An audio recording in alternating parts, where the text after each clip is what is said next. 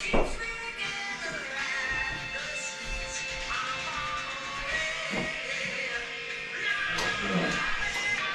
I got a 115. 12 minutes away. I already checked.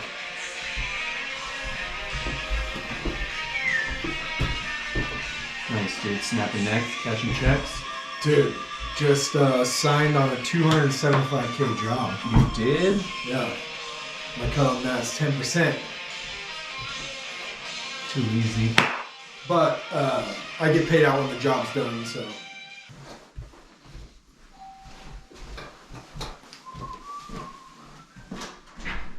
What's going on, man? What's up, my man? How you doing? How are you? What's up, bro? How you doing? Good to see you, man. How's your day? So far, so good, man. Just good.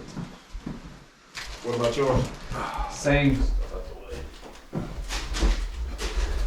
Had one meeting, dropped a kid off at 9, had a meeting at 10, had another meeting right after that, now this, and then my day is free.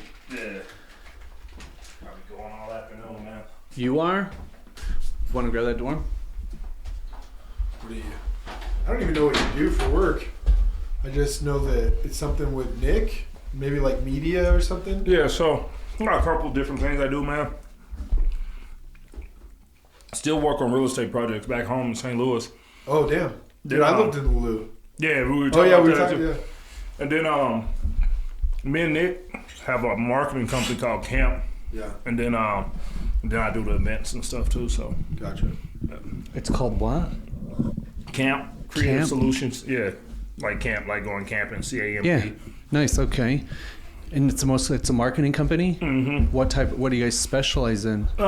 So right now we just signed up. So Nick is a killer with like SEO and websites and stuff like that. Building websites or Yeah, the back like end? building websites. He's an expert on like social media and stuff. I'm good with visuals and all that. And then we also do like some lifestyle marketing too. So like one of our clients we just signed, Javaro. They're just trying to get their name out there a little bit more because I know Javaro. yeah, they've done well for themselves, but they're trying to expand. So It's just probably a pretty competitive niche that they're at least since. I mean, I was next door to them in 2011, and I'm sure their business has grown a lot, and it's much more competitive with like those on. I mean, dude, I hear their ads every day. What's that? Dang, it's like a headhunter app or some online. So yeah, their focus is more like recruitment. Right. So like when they on the back end of it, as far as clients, they're pretty set. But as they try to expand, they're trying. They want people to know the name already, and they need to like be able to retain and train clients. Talent. So. yeah, because if there's other brands that are out there already doing that, and they've heard of them, when Javaro calls them, I was like, oh, why wouldn't I go with Bob at ABC? Exactly. Interesting. Oh, that's cool, man. How long have you done that? So I've done marketing for probably the last 10 years, man. Like, because I've always had a magazine, a publication. So Right. when I do that, then print's tough. So I've always kind of transitioned to a full scale marketing company. Nice. So Okay. this is How's the first, print like, going? I haven't done print in a while now. Once because I had the last publication I did was here. It was called Fusion. Right. That was about 5 years ago before I moved away, and so once I moved back, like I dropped the print portion and just started the marketing again. Right. So that's where Camp was born. Okay. Cool. Right on. So I worked in all 93 municipal counties. I sold door to door for a while, and I know St. Louis very well. Where are you from in St. Louis? So I was from the west side, man. So off of like Page and Kings Highway. Dude, Yeah. Del Mar Loop. Word. So Yeah, I lived in right at the Del Mar Loop lofts maybe 10 minutes away from not even that. across the street. pretty Yeah. much, So then I was in D6, so I went to school out in Chesterfield. I went to Lafayette High School. yeah. So. Yeah, so I lived, when I first went there, Wildwood, Missouri. Then I went to Chicago. And then I came back and was working,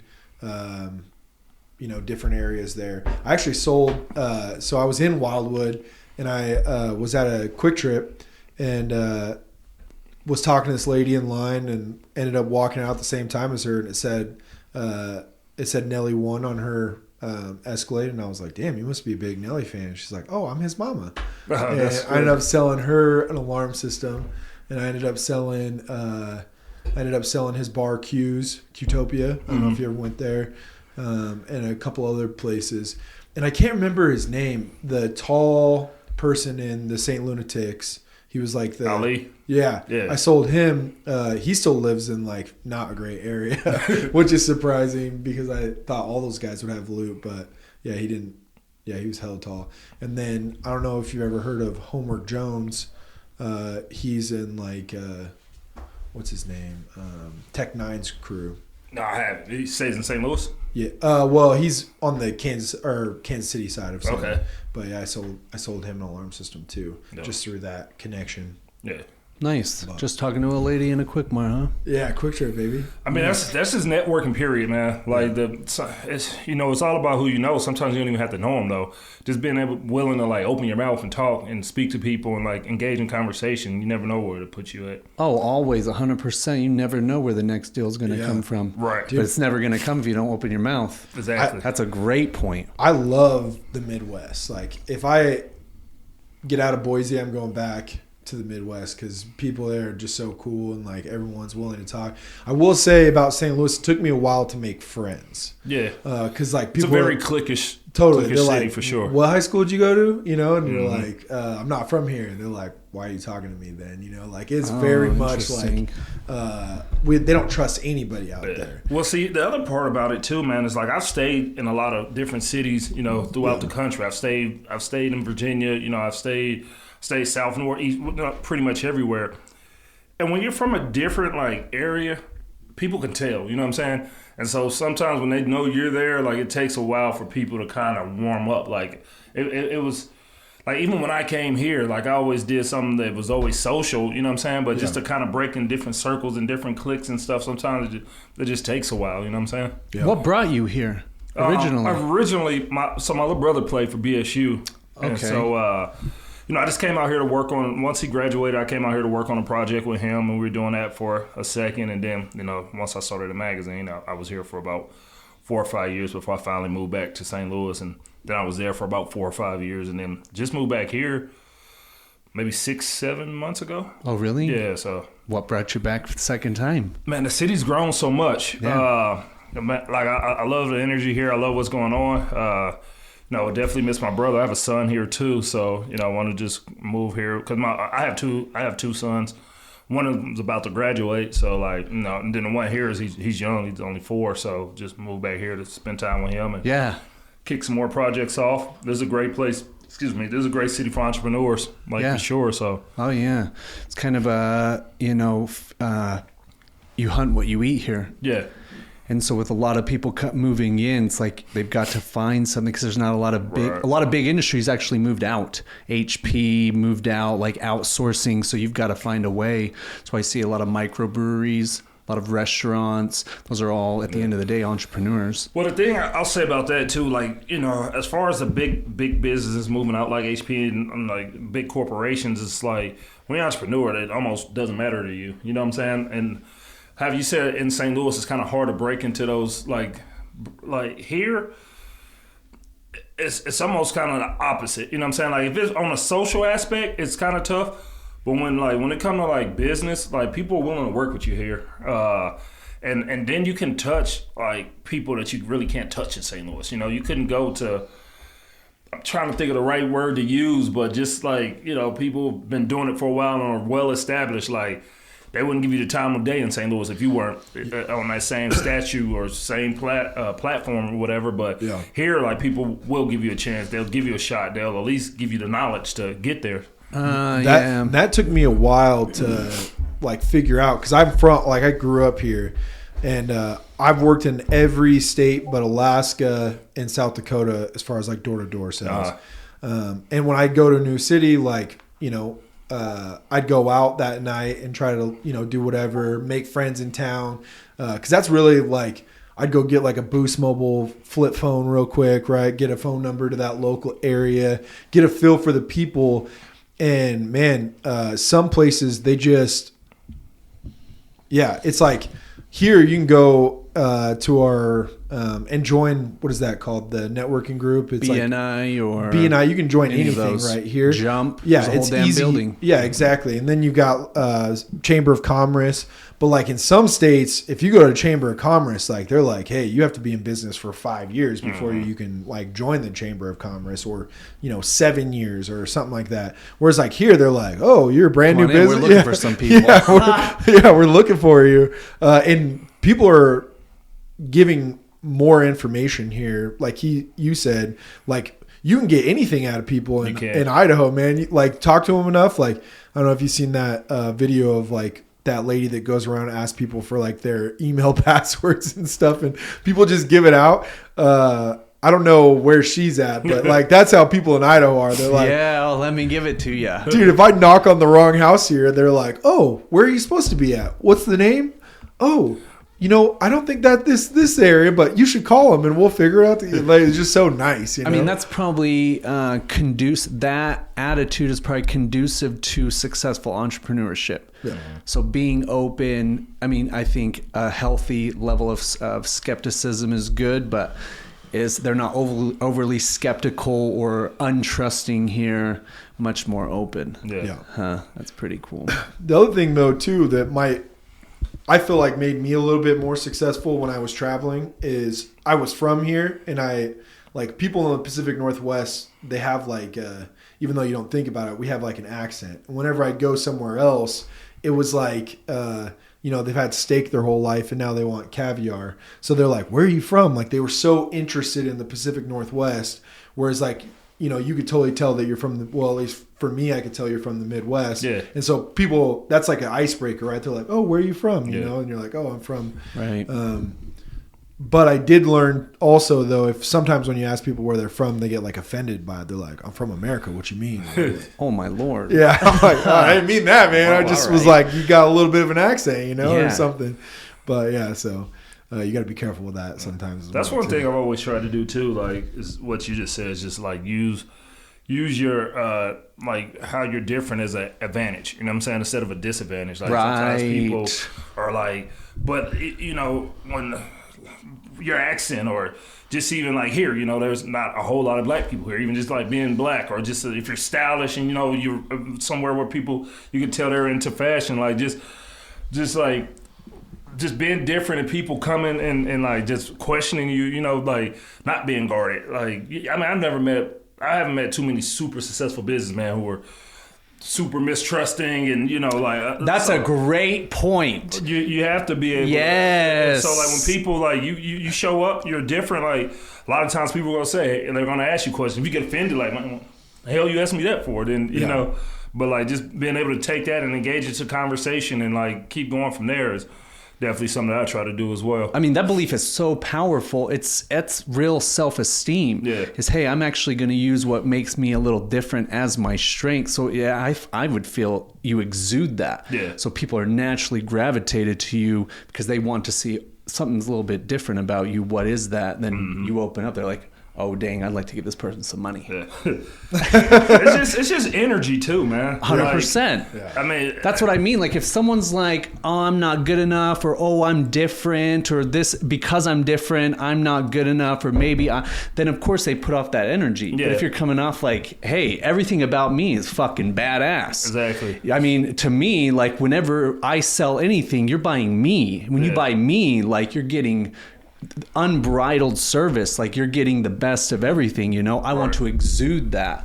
So it's like, that's what people are attracted to. 100%. My grandma used to tell me, like, you're not better than anyone, but no one's better than you. So when I'm in a room, I could be in a room full of Fortune 500 CEOs. I'm gonna hold my own. You know what I'm saying, in a conversation. Yeah, you're no different. I'm not gonna go into a shell or do anything else. But I could be with, my construction worker homies or whoever it is. I'm gonna be able to bond with them and like take what they say and learn from them as well as they learn from me. Right. So it's just, you got to be able to, push and pull and, Dude, honestly, that's why I love door-to-door so much because, I mean, I worked in every type of hood, like rich white hood, rich Asian hood, poor, hood, whatever, right? Like I've worked with white trash people in Raytown, Missouri and Independence.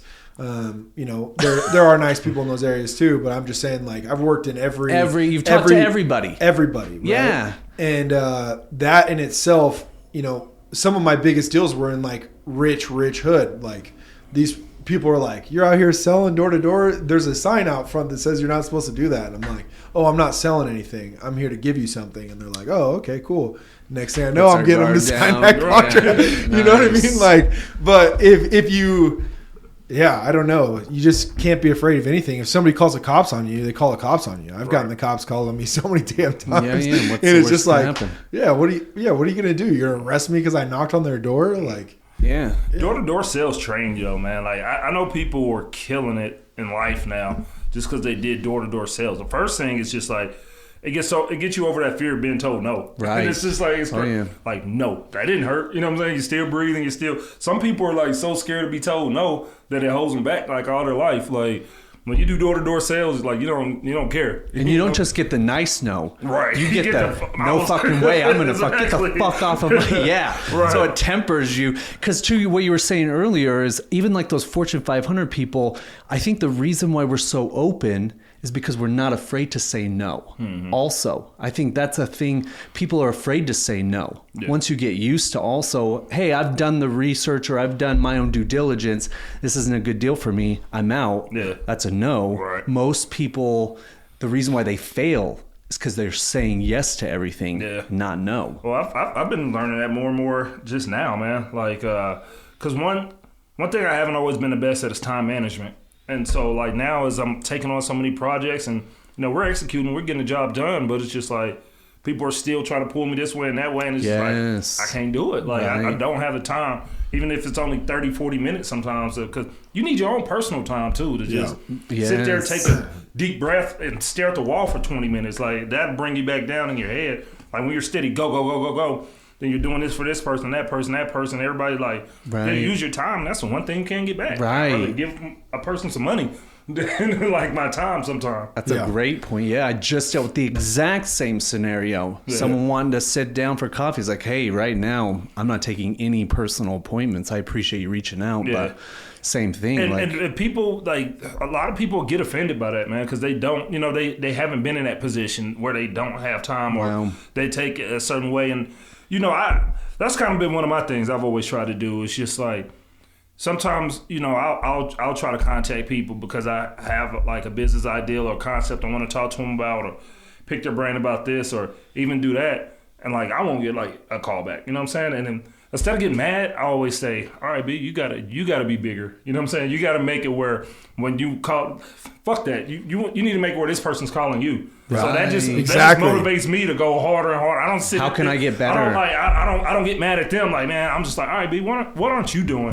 Right. Or this person won't take your call. You know what I'm saying? Or what's wrong with your pitch? Or what's wrong with the email you sent? Or sometimes it is like the person is just whatever it might be, or maybe they're just too busy. But I always try to use it as motivation for myself. Right. It's never personal. Yeah. Like you were saying, you had that client you've been following up with, and all of a sudden they hit you up. So it's and even one no isn't always absolute. Right. So it's like you send an email out, you don't get a response like, hey, maybe they just didn't see it or whatever. On my next email, what could I change to maybe be more engaging or whatever? Nice. And sometimes it's just timing, right? Like, at least in my industry, there's some people that bug the hell out of people, and then it just kind of turns them off, right? Mm-hmm. But I try not to bug them, and then I'm like, hey, when's a good time to follow up with you? Because a lot of people are trying to get loans, or they're trying to like figure out how they're going to pay for whatever they need to get done. And so like if you bug them too much, they're like, all right, this guy's fucking annoying. I need to find somebody else. But if you bug them just enough, or like in a nice way of like, hey, I'm not trying to bug you. When's a good time for me to follow up? They're like, oh, well, I'm 45 days out on my loan. How about I call you? Then you're like, oh, well, fuck. But then you also know I'm 45 days. Right. And that's what anyway. Yeah, exactly. Day 46 is like, hey, I just put that in my calendar. Exactly. Oh, yeah, 100%. Yeah. I mean, the fortune's made in the follow-up. Right. 100%. Yeah.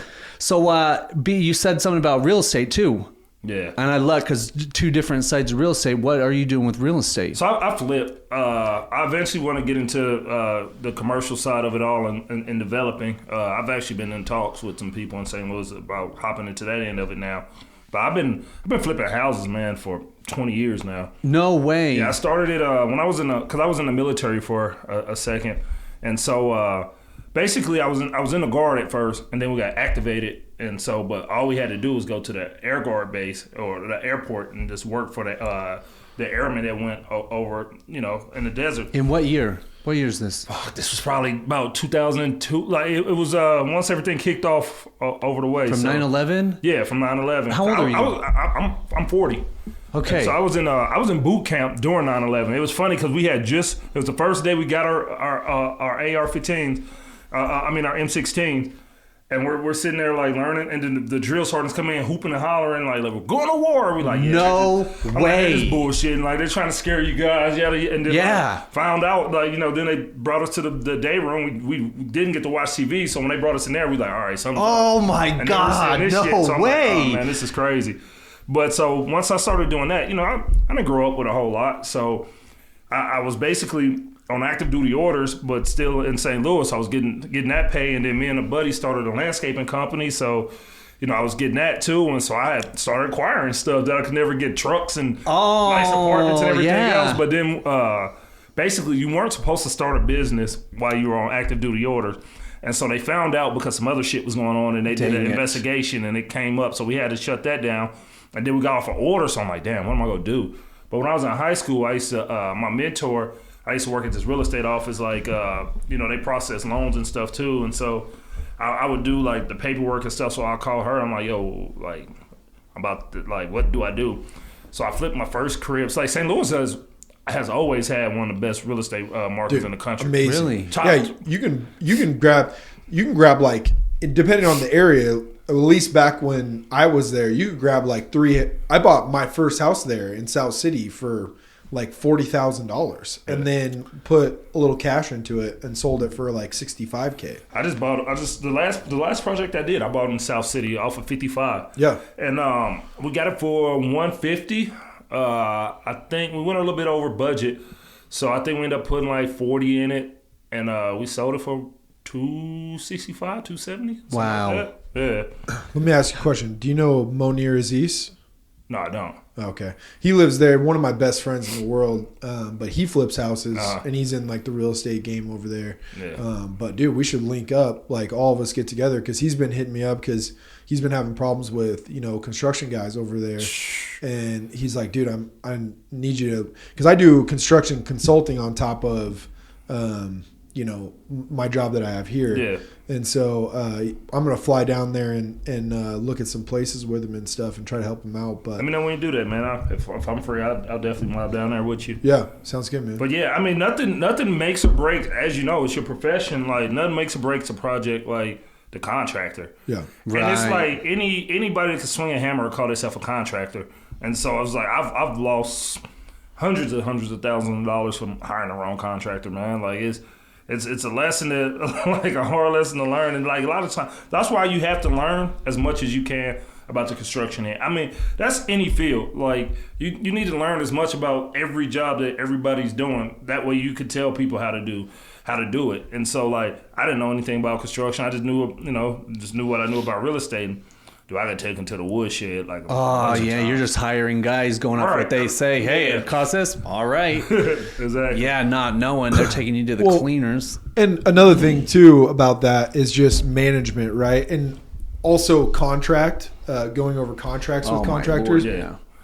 But go ahead. Well, what I was going to say is like the thing that I notice is right now, especially, like contractors are pulling everyone knows things are going up, so they're underbidding stuff, but they have it in their contract that, hey, if price goes up, we're going to charge you for it, because they're not going to take that, right? They're not going to take that hit. Yeah. And so I've noticed that contractors are riding that white lightning where they're like underbidding stuff, getting contracts, and then during the job raising the price on these people, knowing that they're going to need to anyway. Right. Oh man, exactly. Especially right now. The other thing about contracts too, man, is like, I tell people all the time, because they're like, You go back and forth and they're like, well, if it says this in the contract, then we're good. Yo, a broke person doesn't care if you sue them. You know what I'm saying? My gosh, dude. You got the tightest contract in the world. Yeah, that's if a person so doesn't true. have any money and there's nothing you can take from them, they don't give a fuck if you sue them or not. Yeah, they're like, hey, get in line. Right. Get in line. Yeah, you're actually at the end of line. Yeah. Get behind the doctor. Oh my god, man. Yeah. Oh my lord. If you have, it's almost like somebody fighting someone or going to war with someone. They have nothing to lose. Yeah. They're going to go. So it's just like, man, it actually defeats you because Right. like legal fees, time again. and even if you win, it's just like, oh, you won. Yeah, good. Now you got. Now the fight is collecting.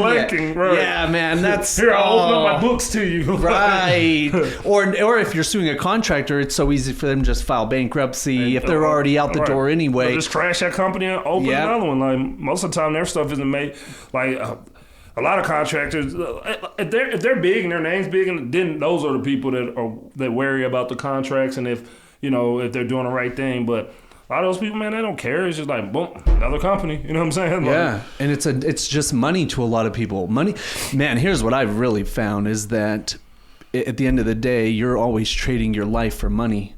So what I've found is most people, they're just doing what they do for money. They don't really like what they do. Yeah. So like with a contractor, with any of these people, it's like they're not in love with what they do. They're just there to do the money. And so if corners are cut or if deadlines aren't met, they're just like, what are you going to do? Right. Yeah. They're kind of you're at the mercy of them, kind of, so to speak, which sucks because I think that's happening across the board for every industry is, man, if you don't love what you do, people are quitting. Well, one thing I help out with my clients as far as like the consulting side, because I've done a couple big projects, is bringing your contract to them, not signing their contract. And, that helps a ton too, right? Oh, yeah. And then when they're like, hey, I want half down to start this project, I always work out like a pay scale with them. Like, hey, I'll give you 10%. And then I'll give you 20% after 2 weeks of the job. Or if it's like a 2-day job, right? Or a 4-day job, I'll give you 20%. So then you're at 30%.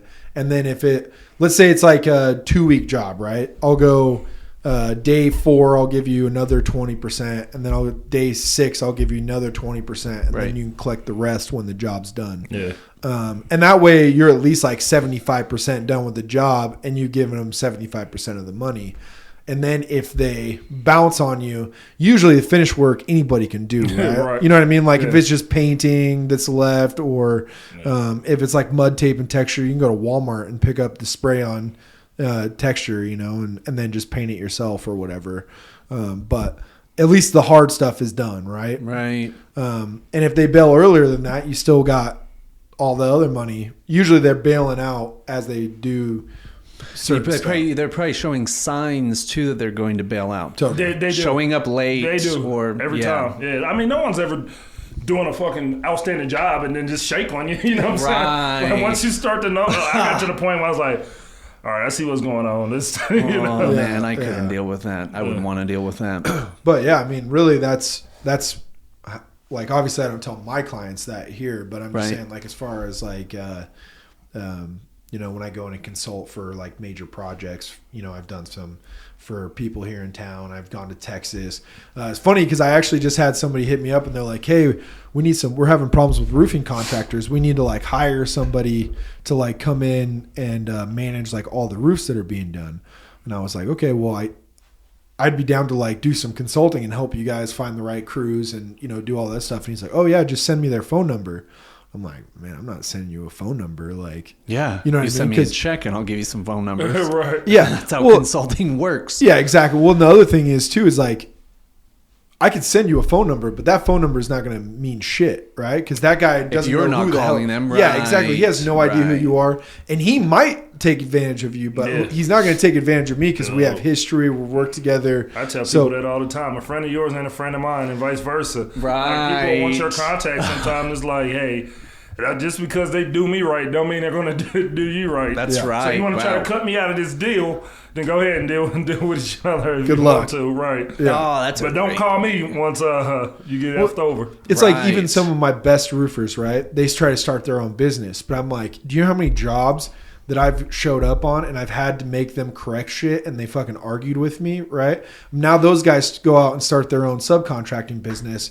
And let's say they sell a side job or something. No one, he's not going to make himself redo that section that I made him redo. Right. You know what I mean? Like, he doesn't have that eye for detail. He's out there making the mistakes. Well, and it's hot as hell. You're out there all day long. And at the end of it, you're like, oh, that's not going to leak for like 5 years, you know? Oh my Oh my gosh. Exactly. Man. And so like having somebody come in and manage them that like my business is, I don't want anything to be a problem, right? So in 5 years, I don't want my homie to call me and be like, dude, what the fuck, man? This roof's leaking. Like, and so I'm going to check that whole roof and make sure everything's done properly so it doesn't leak 10 years down the road. So he keeps calling me and saying, hey, remember that big project you did for me? I got another one coming up. Right. You'd much rather that latter conversation. I mean, what you're talking about is reputation. Exactly. That's another big thing. It's everything in most business. subcontractors don't give a shit about their reputation.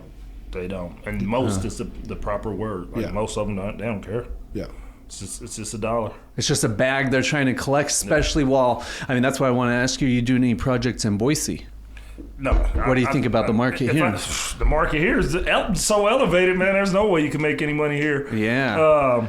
You know, that's why I said if I ever did anything in Boise, it would probably be on a commercial end. But you know, I do want to flip some houses, so I've been looking towards Vegas and Arizona and like out that way. Yeah, Arizona's a hotbed. So is Vegas. As well. Outside of like the strip and shit. Yeah. Anytime you need any help, man, give me a call because I feel like I know almost everything about construction. And that's kind of hard to say because I feel at least I know what the pricing should be if I don't have an answer and I have somebody I could call that could give me the proper answer, on like foundations or, stuff that you need like an engineer or somebody to bring stuff in. Another thing I would need a question about is like if you're doing an addition somewhere, whether you need hand stacked or engineered trusses. Because that's one thing that's really hard in this Treasure Valley right now. Engineered trusses are so expensive because you have so much new construction going on. So like, Brighton, they have like 4 different types of houses they sell. So they have maybe 2 different truss systems that they have. They're selling, 300, doing 300 houses a year. A truss company, if they run those 2 different truss styles, right, it's going to cost them more money to stop everything to build little trusses for, let's say this little tiny addition. And so it's going to cost you more money for those trusses anyways. And then the other thing on top of that with those trusses is sometimes you can do hand stack, which won't be as expensive. But depending on, what you're doing or the pitch of the roof, is whether or not you can do engineered or hand stack. So that can make or break a project on a flip. You know what I mean? If you're on a flip and you gotta wait 6 months or 8 months for a truss, or you're gonna pay twice as much. Oh yeah, man. Yeah. So it's something that you really have to be certain of in that area. And then with me selling door to door forever, I have phone numbers to like there's like a subcontractor Instagram and Facebook that's like you have to be part of that group. Like it's not just they add anybody. Right. And if I reach out to one of my homies like in that area, if I don't know somebody, they know somebody they can get me in touch with. And I'm like, yo, what's up, buddy? But I mean, I spent a lot of times at quinceañeras and I stayed at a lot of extended stays. And, you'd have a lot of parties at those extended stays where they have like quinceañeras or whatever. La Quinta. Yeah. La Quinta. Quinceañera, dude. You went to a little girl's birthday party? Dude, all the time, bro. My God. When you first said, I was like, could you match a quinceañera to a hotel? I was like, any Hispanic party is lit, man. Bro, but what I'm saying is like, you meet those guys on the job, right, when you're working with them, and then you hang out with them outside of work. And, dude, like, I love Spanish people, man. They party hard, man. And like you drink tequila with them and like have a good time and like familia. Dude, yeah, exactly. They're like they open up to you, right? They tell you a lot of information and stuff, and they're like, dude. Like I remember I was in Fresno and I was having some issues when I was in Chicago. Called my homie in Fresno and he's like, "Oh, I got a cousin down there. Let me call him." Dude, took care of all of it, right? And it was like 2 days later, like that guy was like, "Hey man, I didn't know you were homies with so and so. Like, my bad, bro," and like took care of everything. So it's like if you have that connect in the construction industry, like I can call anybody, my boy Rafa, I can call him and be like, "Hey man," and he's like, "Oh, I got a cousin out there. Let me call him." And then his cousin's like, "Oh yeah, I'll connect you with so and so." And if you're in like that, then they treat you better. You know what I mean? They're like, "Oh, you're cool." But if like you're just a regular white guy, they're like, "Man, fuck you." They like, so my son is half Mexican. Yeah. And like the thing I love about like the Mexican culture is just their sense of like family, man, is like close, and they look at you like your family or like your close friend or whatever. Like they'll do anything for you. Totally. And that's why when you were joking about the parties, man, the best events I've been to are like Mexican gatherings, the quinceañeras, or the baptisms. Baptisms are huge. Yeah. Like my son baptized. They flew to Jalisco and had a parade and like the whole nine. Like it was crazy. So yeah. Oh, that's cool. Yeah. Hardworking people. Oh yeah. But if like you're an outsider, they're like, they don't give a shit. You know what I mean? But like if you're in and you're a homie, they're like, all right, let me take care of you. Right. Yeah, for sure. Yeah. What's held you back from holding properties? You know what I did? That's how I started off, and that's when we had our last big market collapse. Oh, so you rode through that? Yeah. How many properties did you have? I had like 6 or 7. It was early in my real estate career, so I had probably only been doing real estate for about, because at first I was just holding everything. Right. And then, I took some bad deals too, as far as like balloon rates, where they. Oh, if you got any arms or any of that shit. Yeah, right. Before I knew it, the damn rent doubled. So it's like, I had to take that. I had to take those lessons too, man. Yeah. So, okay. Yeah, but as a retirement, that's once I figure out where I'm gonna flip houses here, I'll probably start holding some. Yeah. Like, just to generate that, especially with like Airbnb, and there's a lot of crazy stuff. I'm thinking about Airbnb in this place because I have a son too, and I have joint custody. So the weeks I don't have him, I'm trying to leave for a week. So it's like, oh well, I'm in Mexico or Hawaii. I can rent out the top. It's funny you say that because I stay about 45 seconds away from here. Oh really? Yeah, those new condos the new townhomes down the way off of Adams and 46. Oh really? Yeah, so Stone's Throw. I stay right there, and I was thinking the other day, I'm like, that's a cool little spot, but I think I might Airbnb this out and go downtown, or just out and go Southwest Boise or something. Yes, so, and I'm even thinking so I'm gonna go get a storage unit to put a lot of my shit in, and then in the garage put a paddleboard, kayak, some other ancillary type stuff, because it's like, man, right here. Yeah, that's perfect. Yeah, that's perfect. There's so many people that come to Boise too. Right. My homeboy, he has an Airbnb, and his is all the way out in like Deep Meridian. And it's rented out like 85% of the time. It's a big ass house too. And like last month, it was rented every single day. Yeah. Wow, it's crazy. I've been looking into that pretty like hard right now, and I think the best 2 markets are going to be Tampa or Orlando or Nashville. Yeah. Dude, Nashville's insane. So I have when I went there last trip, I met this bartender. She has 3 apartments that she Airbnbs out. Well, she has 4 apartments. 3 of them she Airbnbs out, and she's out like $100 a night for it.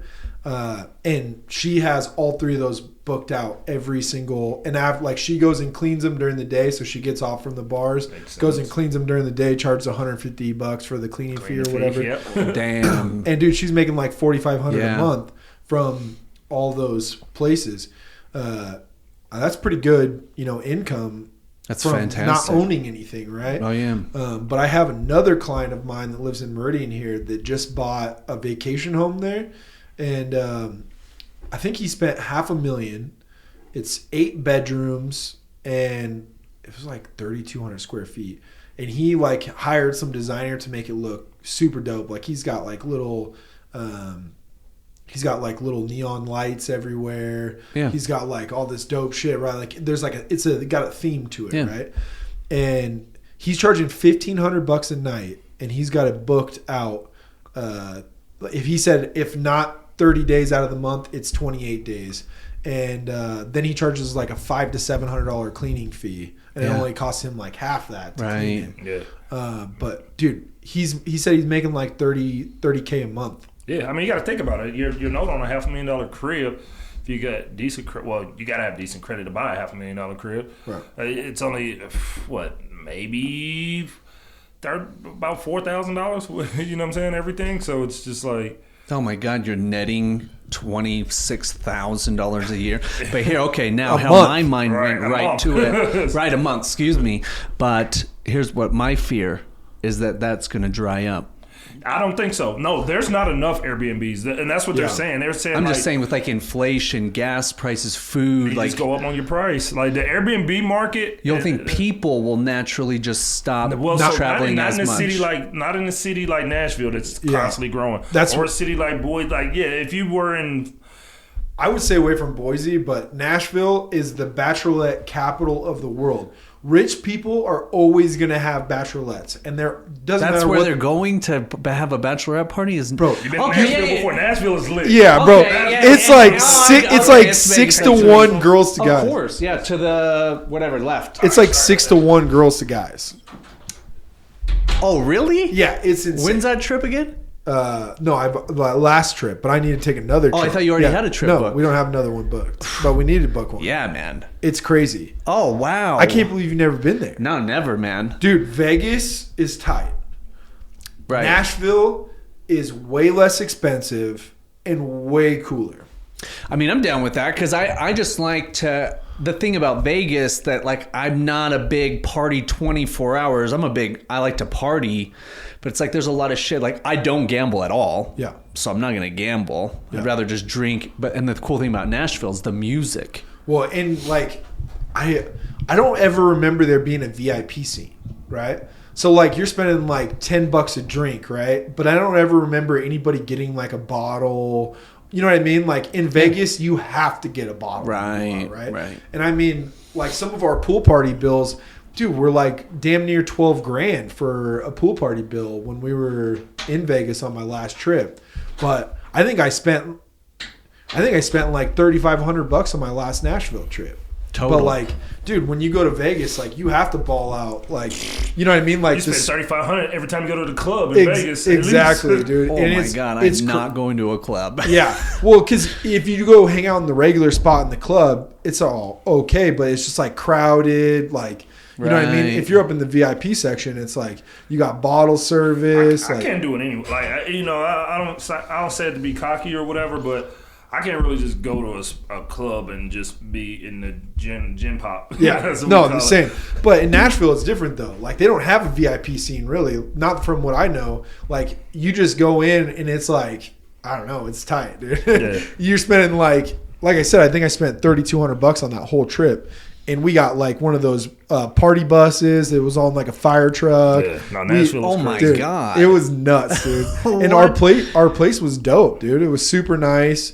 They were a little grumpy with us when we left because we're like, dude, we're paying $750 for a cleaning fee. Like, yeah, I'm gonna take a shit on the floor if I want. Yeah, why the fuck are we gonna clean the fuck out of this place? But they were pissed about that. They're like, this place is a mess, and I'm like, I mean, it's not really. That's why I'm paying you. Yeah, exactly. That's what I think. It's not really a mess. It's fucking kind of a mess. Like, yeah, we just didn't take the trash out and like, I don't know, we didn't like sweep up because they had like this big ass checklist of things they wanted us to do, and I'm like, yeah, that's how we just when we were in Florida for a family vacation. I mean, now I want to know how much they paid per night, but I mean, it was a great place. But the same thing, like the last day, my mom and sister clean up. I'm like, why are you guys cleaning up? That's why we pay. Like, I'm not cleaning shit up. But a lot of times too, like I stay in a lot of Airbnbs. Like when I travel, I normally stay in an Airbnb. I mean, just because you can get a lot more for your money, especially 100%. If you got a few people with you. Like if it's like 3 couples or three homies or whatever it might be, like for what you could like, you can pay $200 a night, $250 a night. So all together you're paying $750. And you can get something fat compared to like getting, a hotel that's right. Even like the fucking Burt Reynolds suite. It's like, hey, you're gonna pay $3,000 for a great suite. It's $3,000 for a sick house, swimming pool, hot tub, pool table. Like, yeah, you're getting a way better deal. Yeah. Huh. I think that this the country, the whole world it's changing directions. So a lot of people are going to be hunkering down. Yeah. That's why I'd be curious, over the next, let's say 18 to 24 months, how because Airbnb, I would bet that a large percentage of revenue it's discretionary money. It's people traveling. That's going to slow way down. If this shit dollar keeps crashing, prices of everything keep going up, they're already like, oh man, I gotta hunker down. But you also gotta realize too, like, and this is just from like movies I've seen and books I've read, but even back like around the Civil War time or like World War I, like people were hella poor. Like my grandparents grew up like in Soda Springs in North Dakota. They both came over from overseas, and like my grandpa told me that they used to put ketchup packets in water and like make tomato soup that way. Like they would steal ketchup packets from like the local restaurant and shit. And the crazy thing to that is like rich people were still traveling. You know what I mean? Like people that had money were still doing shit, right? Yeah, those people aren't renting Airbnbs though. That's not true. But The middle class is mostly, and they're the ones that are being affected the most. But honestly, it's almost so. It's the middle. We're all middle class. You know what I'm saying? Or like as far as I know, but you know what I'm saying. You, me, we're all middle class. Through this whole pandemic, throughout, I haven't stopped doing shit that I was doing before. You know what I'm saying? Like I'm still getting, and everybody I know is really almost kind of the lower class that stops doing stuff once. Like.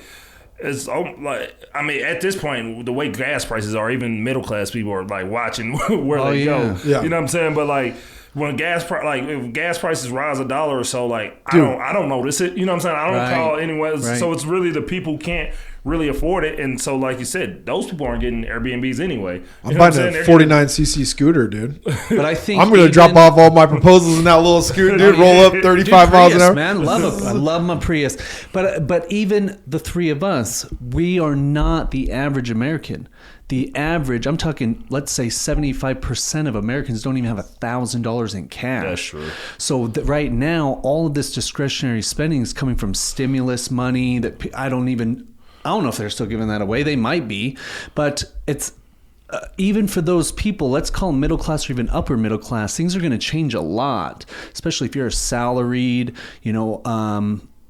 let's say upper worker. I'm not talking CEO, but someone that's making, $100,000 a year in America is not really that good of money. No, it's not. So, and what's happening is that, even in Boise in the last week, gas prices have gone up over $1, but that's not including how much food prices are going up, electricity for your house. Clothes. I just watched a video of a guy doing a report on gas and how much he takes the average travel times that by the gas, and like in California, people are paying $5,600 a year in gas. Texas, they're paying about $5,000. He was saying 7 to 10% of a person's income is gasoline. So if you look at like a pie chart, if those numbers increase on your budget, then your discretionary has to automatically go down. Yeah. So while I think that, hey, like this place back in 2019 when it was built, $250,000. Now the one right across the kitty corner sold for like $560,000. So yeah, to me as an investor, all investments go through market cycles. So for me, like if I was going to buy and hold to do an Airbnb, now is not the time to do it. Right. I want to wait until shit's on fire. People are running around the streets bloody. That's when now's the time to buy in. Yeah, but at the same time, the prices go skyrocket then too. It's almost like, even when I moved to Boise the first time, and especially coming, you live in St. Louis, you knew where I came up in St. Louis. That shit's rough. Yeah. So it's like when I came here, people are like, "Yo, stay away from Garden City." I'm like, right. I come to Garden City. I'm like, what's rough about this? You know what I'm saying? This is like the nice part of St. Louis. And so my real estate census clicked, and I'm just like, well, Meridian is like, it's growing and it's downtown. I'm like, this is the bridge, the link between those two. I'm like, man, I should buy up everything around here. And you could, back in the day, though, you could have got 2011. Yeah, you could have got a house. you could have got a house in Garden City for fucking $30,000, man. You know what I'm saying? It's I bet they bought that block just right across the street. Remember in like 2011, that was all trailers. I bet they bought that lot for nothing. Yeah, exactly. And so it's like you gotta get when buy low, sell high. Right. You know what I'm saying? Yeah, and so 100%. sometimes the price you price yourself out. Like I couldn't buy a thing in Garden City or Boise or anything and expect to make a profit off of it at this point in the game. Right. But if I would have did it when I thought about it before Garden City was, Garden City is really 3 years, not even 5, 10, 3 years from being the spot, the area that everybody's going to want. 100%. Especially the way they're phasing out these trailer parks, because that's the one thing some Raising people are still taxes. scared. Yeah, they're raising taxes, and then once they're gone, they're gone. Then no one else can move in it. Like they're trying to get these trailer parks up out of here, and once they do that, it's a wrap. And then I'm pretty sure after that the laws will change, because the laws in Garden City are a little different than they are in Boise and stuff. Especially when it comes to alcohol and so once. Really? Yeah. So once they can kind of figure that out a little bit. They've got 5 skyrise buildings on schedule for the next 5 years. The highest one in Garden City is that one right there. Yeah, they got 5 of them on schedule for here in Garden City. And I think there's like 10 or 15 in downtown Boise. So you're. The most expensive building so far in Idaho was Zion's Bank building, and I think that was 87 million. But I think they have one on schedule for like 118 million. That's going to be bigger and yada yada than the Zion's Bank building. And then of course Facebook is building that. What was it? $800 million project. Yeah, I heard out about in that. China. That's going to change things. That's definitely going to change Only 100 things. employees though, because it's mostly just storage space. Right. Just maintenance workers. Yeah, mostly. just maintenance workers. Probably like a couple computer jobs, Right. but it's mostly just storage space for the metaverse. Because what they're that and mining. Because water's so cheap here and power's so cheap here. So that's why they pick CUNA. One of my homeboys in Chicago, he hit me up about a month ago about coming out here and mining, because he's like, dude, like Idaho has some of the cheapest power there is. Yeah. Well, and this is what I was thinking. There's so many old lumber mills here in Idaho that we should be buying up, because lumber mills are set up with so much power, because it takes much power to run a lumber mill. I actually pitched a guy in 2017 to buy an old water power plant, but it was Bitcoin was so new that he just couldn't wrap his mind around it. It's like, dude, 2017, Bitcoin was $1,200 a coin. It's like, dude, we you had can get a full lumber pitch mill for for him. cheap right now. I think that one was pretty. I don't know how much, but dude, it was like, this is a no-brainer to me, and he was just like, I don't see it. It's like, dude, dang it. You in that game? What's that? Crypto? Yeah, so obviously, like pretty much everyone that's an investor is into crypto. I've been in several different ways, man. Like I buy myself. I have some people that trade crypto for me.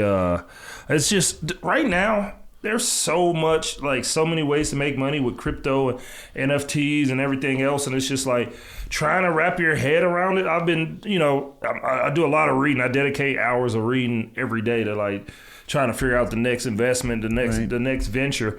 So yeah, I'm definitely in the crypto game. Nice, man. We got to get to them me, on that's our the biggest NFT game. Yeah, we do. I've been kind of sleeping, and that's going to be. You got whitelisted, didn't you? Yeah. Well, I did. Ty Lopez? I did not know, but Josh did, and I was gonna use his whitelist, but I'm glad I didn't, just because Ty Lopez last minute changed everything, and it was a giant flop, dude.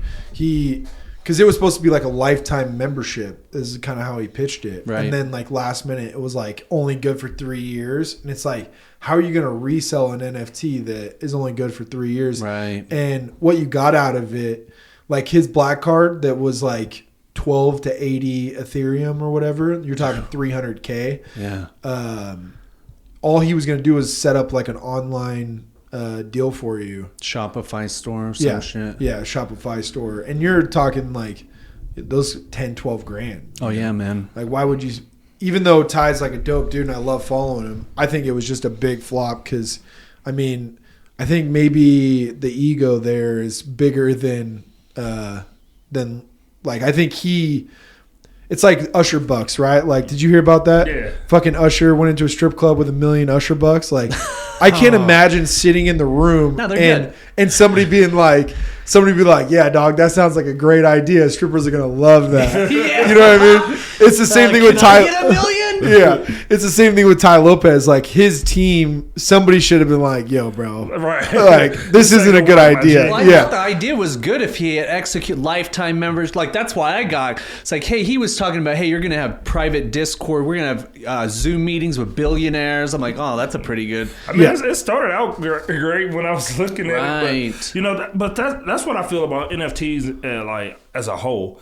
It's like the way NFTs are right now. That's not going to be the way that they're like. It's not practical for real. It's almost like crypto. Like, they're still trying to find a practical, and it's coming. You know what I'm saying? Crypto makes a lot more sense.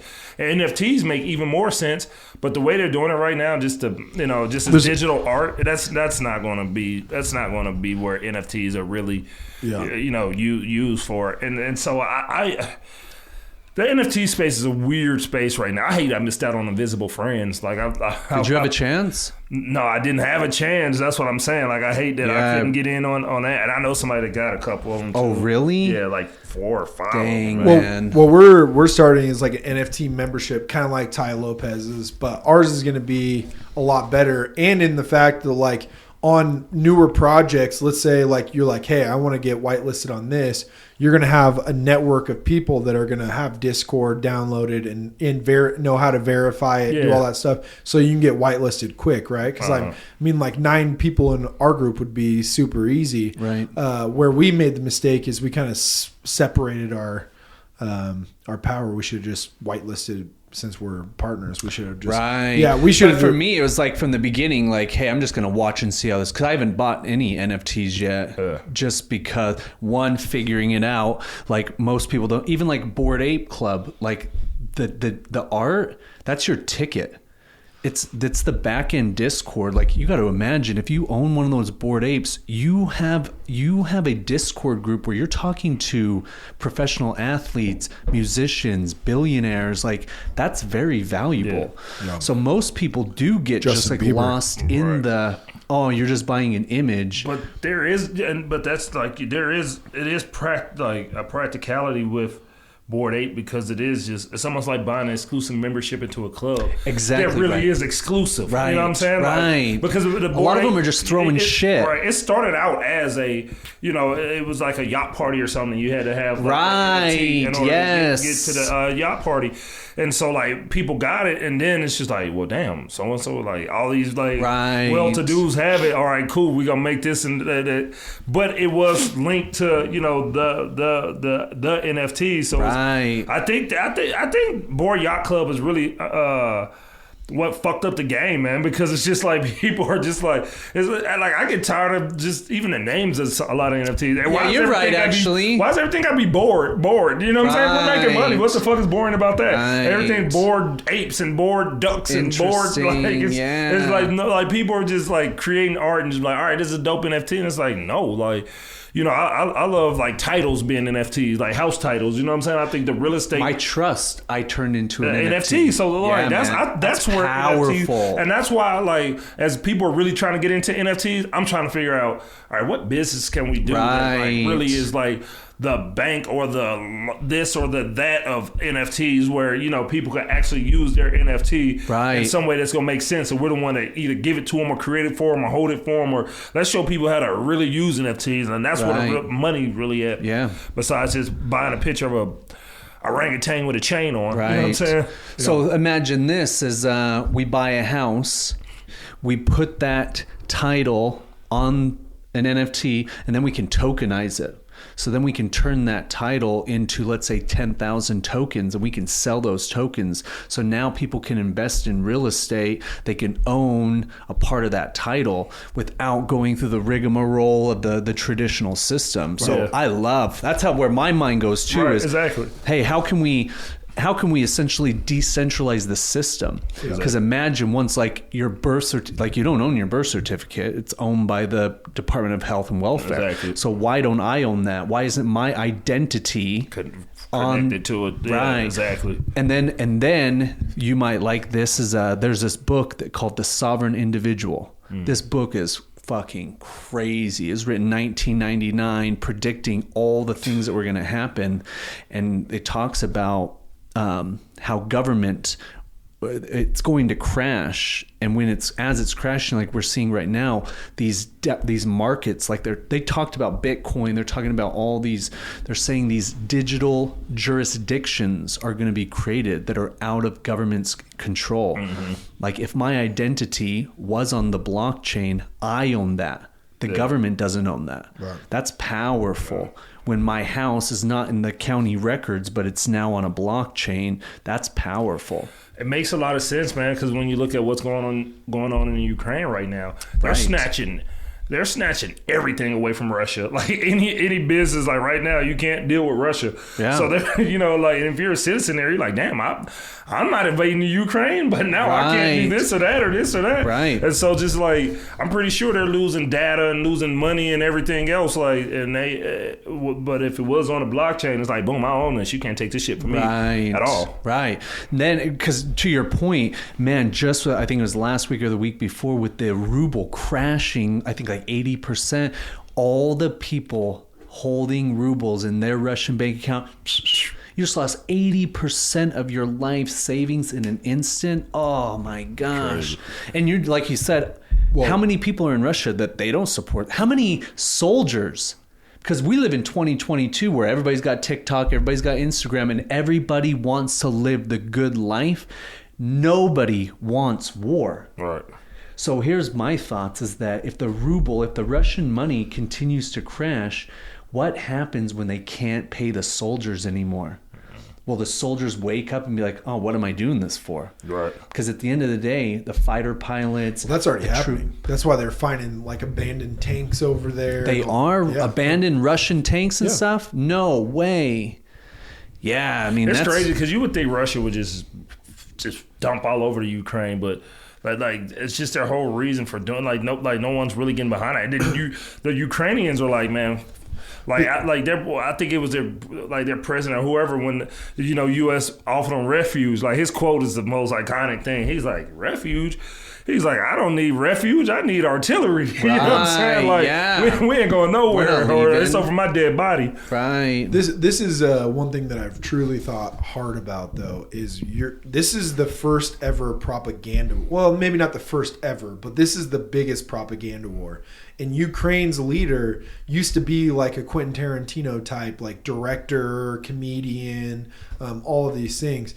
And really, I think Ukraine's just winning the propaganda war, right? Like, you've got pictures of the Miss Ukraine, Kalashnikovs holding an airsoft gun. But like most people don't know what the difference between an AR-15 and an airsoft gun is, right? But she's holding an airsoft gun, and everyone's like, "Oh God, so inspiring! She's fighting on the front lines." I'm like, no, she's fucking not. And then you got like videos of like people holding like cardboard cutouts of guns and stuff like that. You got him like he's not fighting on the front lines, and maybe he is. I'm not over there to see it firsthand, but like I think the Matrix is so like powerful. Like I do believe there's a war going on there. I do believe people are fighting, but it's not the president of Ukraine. You know what I mean? It's not the president of Russia. Did you see that thing? My bad. Oh yeah, you're good. You see that news article that like they were broadcasting? They were in front of all the bodies and they were all under. And like, the one moved. And one was moving. Like under the like they had the bodies covered by blankets. And one was moving. Like, oh no way, dude! It's a propaganda war. You know what I mean? He was right in the front too. Oh my God, man! I mean, here's the thing: like all the lies, the propaganda, it's all being shown now, now on the world screen. So now, what's happening is they are discrediting themselves. All of their lies are being discovered. So it's just more and more. All of us people, we're going to get to the point where it's like, we don't need you guys. You guys are the problem. Yeah. Like we don't need you. We'll be just fine without you. And that's, I mean, because I'm so unplugged. Like, I don't see any of that stuff. Because I'm just like, I see it as just an old technology that's just dying away. And in the last final breaths, like, they're just throwing everything they've got, you know? Every lie, every manipulation. But what's happening is now it's backfiring on them. So now their system's crumbling even faster. Their dollar's crumbling. All of these so-called leaders, I mean, I don't care what side you're on. These are the scummiest people ever. On both sides, they are fucking scumbags. Yeah. And what's weird is, like, let's use that Pelosi lady as an example. Her husband, insider trade. It's like obvious. Like, we know there's apps that are tracking his trades. Yeah, $320 million is Yeah. their net worth, and she's never owned a business or anything. Yeah, and the fact that, like, regular people aren't, like, breaking their kneecaps, it's like, that's so weird to me that you're just like these bitch ass sheep that are just like, oh, do whatever you want. I don't really care. Like, dude, when are you guys gonna wake up and be like, because once their system crashes, they're the first ones to the guillotine, you know? Like, oh man. Well, and that's just it. I think right now, because we've talked about this, it's like a top, right? And everything's spinning faster, right? Styles are changing quicker. Fucking people are consuming more food. People are consuming more clothes. And they're basically just spinning us faster and faster and faster. And the reason they're doing that is because we're figuring stuff out quicker. Right. And so to stay ahead of us, they're having to spin. Right. quicker. Wow. The pandemic didn't work, so we got to create this war. War didn't work. Oh my God, we got to do this. Yeah. The Martians are coming. Yeah. Oh my God, they didn't even blink at that. Oh my gosh, what are we gonna do? Yeah. And so, I think at some point, they're the ones that are going to get hit bad, right? Like, we're going to get hit first, but they're the ones that are going to get it the worst. And they are already hit. Their lives suck. Yeah. They're not happy people. No. They're people that hate their lives. Dude, I don't know if we'll bring up the Nancy Pelosi lady thing again, but, like, I don't know if you saw during the president's last speech or whatever, she was, like, doing this little hand thing or whatever. Like, and warming up her old bones? It's so crazy, but I watched that, what was that, 24, that show? You guys ever watched that? Oh, yeah. That everything that they do is planned out by a team. Like, every movement, they have some person being like, I think everyone's going to like it if you rub your hands like this. So people are making fun of her for this, right? But there is, like, a team, algorithms, there's marketers. Like, they have a team of people that pick out what they wear. Yeah, oh yeah. Pick out what they do. Like, pick out what they say. There's a teleprompter up there that they read from, right? Like, everything they do is planned out. Yeah. So it's like, they're like, are they really in control, or who is telling them what to do for these things? It's like the ad agencies and shit, Did you see that thing yesterday, man? Because my boy showed it to me, and, like, we were in the middle of a conversation, so I didn't want to check it out myself. I'm like, dude, this has to be created. But it was like Biden was giving a speech, and it was like three guys standing there. Oh, I saw that. He's like, yeah, he's like, two of these guys look like they're good at playing good at playing ball, and the other ones look like he just got through bombing something. Yeah. Did he really say that? It really happened. He really said that. Wait, El Presidente said that? So what? There were two. It was two. Three congressmen. Yeah, three congressmen. Like, two of them was black, one was Muslim. Like Muslim, and so they were all like, they all had like no hair like me. They're all standing there, well dressed, good looking guys, you know what I'm saying, in shape, and they're just standing there. And then Biden, like, I was like, damn, did he really? And my boy's like, bro, he said that. I know he didn't. Way. Like, this is, he's like, bro, I said, I refuse to believe it. Biden really said out of his mouth, yeah, we got three guys here, two of them, and he was doing a speech. And he's like, two of them look like they're good at ball, and the other one look like he just bombed something. No way! Well, and who is this guy? That's that dementia type stuff, right? Like, because back in the day, like, some of the shit he said, the truth is coming out, like his real personality. Yeah, his real personality is coming out. Because, I mean, even that weird ass story he said about, like, having kids touch his legs in the hot tub and like, dude, just weird shit, right? Like, he says weird stuff, but it's because he's got really bad dementia. Mm-hmm. So the real him is coming out, right? Like, I've met people with dementia. They say weird shit to you because that's who they are. But it's weird that this person is in a position of power. He's the most powerful person in the world. Yeah, he needs to be locked up in a freaking cuckoo place. It's there, man. Like, he's embarrassing the shit out of America at this point in the game, man. Like, It was, I was explaining in the last election, it's just like you standing there and somebody being like, dog, do you want to get, because, we were talking about Trump, and I was just like, man, at least Trump, like, maintained, and, I wasn't a Trump fan, but I was like, at least he maintained the economy, like, when it came to war and shit, like, nobody wanted to fucking fuck with the United States. They know Trump would bomb you if you blinked wrong, you know what I'm saying? It's like... And here's something that I thought about, because I've never voted for Trump. I voted Gary Johnson, and then I voted Joe Jorgensen because I'm a libertarian. I believe in small government, and one of the things that I love and respect is Trump woke a lot of people up to how fucking shitty our government was, right? And then B, in it, like, the establishment hated him so much, but if you think about it, everyone had money, gas or stuff cost less, right? We weren't at war. All of these things that are typical, whether you have a Republican or, so you get an outsider that comes in, and then all of a sudden the country and the world is amazing. You got peace treaties being signed everywhere. That guy went to fucking work, dude. Yeah, he did. And we didn't notice until he was gone. But man. And that's the other thing too, is like, there was so much propaganda and so much stuff that's coming out now, like the whole Russian thing, how it was made up. People are going to jail. People are going to jail for Hillary Clinton. Like, all of these things are happening.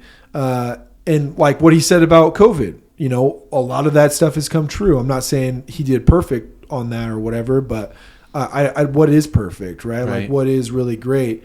I probably still wouldn't vote for him again, but I respect the hell out of the dude as far as that stuff goes. And this whole like Trump or tweet stuff that everyone was so mad about, it's like he was just being real about some of that stuff, right? Like, and honestly, he was throwing some temper tantrums, or like he was throwing little fits here and there, like BFs, which, I mean, if Trump's you think about like a real dude, man. Yeah. You know what I'm saying? He's like if one of us became not president, a politician. it would just be like, I throw fits sometimes too, dude. Like if somebody doesn't do what I want, I fucking Trump is a dude that'll be like, you do the wrong thing, and even though he's a president, he'll be like, man, fuck you. You know what I'm saying? We would do it, but you can't do that as a president. Right. You know what I'm saying? Like that's how his, It's like, that's I'm how his just a whole regular ass like dude. that's how his whole like his presidency could be summed up. It's like, I would have done it, but you can't do that as a president. Right. yeah. Well, all right, guys, that's pretty good. You got to get going, right? Yeah. Hey, thanks a lot. Appreciate it. Appreciate the invite, man. Yeah, that was dude, really it was good. great having you on, man. Like, it was good being here, man. That was dope.